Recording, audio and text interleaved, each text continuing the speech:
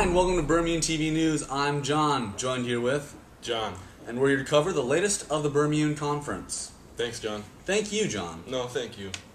Let's take a look at the lineup, shall we not? Indeed. First, we'll be informed of the weather for the upcoming days by Hugh. Then Julian will fill us in on the opening ceremony. Then, Felipe will have prepared us with information on the icebreakers, and Julian will follow up on sports. Finally, LT will give us a brief report on polls and finish with interviews. Without further delay, Hugh, let's hear about that weather. Thanks, John. The first day of the conference has started with some cold weather and lots of clouds. Today, Berlin will be facing partial clouds and accompanied with some rain. The heated debates in the Konrad Adenauer Stiftung will continue with full momentum.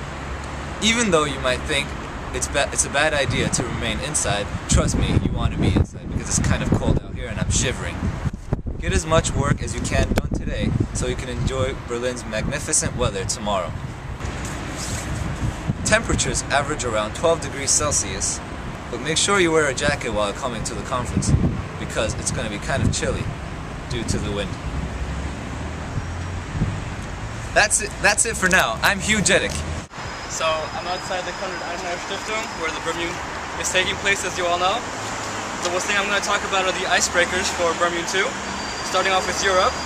The thing they did in the Europe Committee was most random thing about yourself, and one chair admitted that the most random thing about herself was that she sneezes like Pikachu, the Pokemon. Moving on to Africa, the chair Calvin gave me some pictures that they drew that represented themselves. Here is one, an iPod, a sun, right, and the cat from Alice in Wonderland. Alright, then moving on to Asia. In Asia, the icebreaker was the greatest pet peeve they had, and Rapporteur Maxi admitted that his greatest pet peeve is when he's running with someone, as in jogging, and then his partner, the breath of his partner, starts keeping him off track. Last was Latin America, and they argued that their icebreaker was the best one. First they started off with the standard stuff like the name, age, all that good stuff, and then they moved on to this whole fiasco with the politician Gutenberg and whether they were against or with him. A couple of the committee members didn't know this whole fiasco, while most agreed that his behavior didn't fit a role model and so they were against him since he lied to the public. A couple who were in favor argued that his actions had nothing to do with his political beliefs, and so they should be kept apart from each other.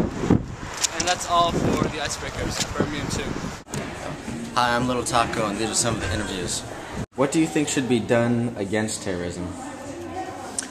That will be for the delegates to debate.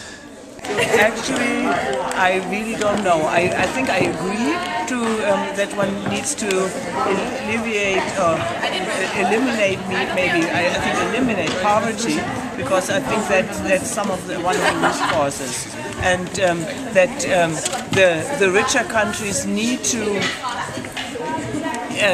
basically stop living in a better life on the backs of the poorer countries.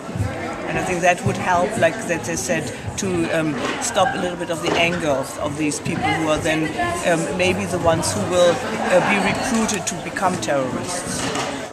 Okay, I don't want to jump the gun on, pardon the pun, to go a little bit too far with that. I think there were three, our keynote speaker addressed it in three particular areas, and I'd like to fall back on that. And so maybe rather than me repeating it, I think I'd leave it at that. What we could do is we need to get at the root cause of it.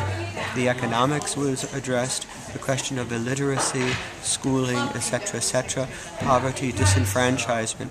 That's one of the causes of it. But then, of course, there has to be a global approach in regard to the international community working together. What do you think should be done about terrorism?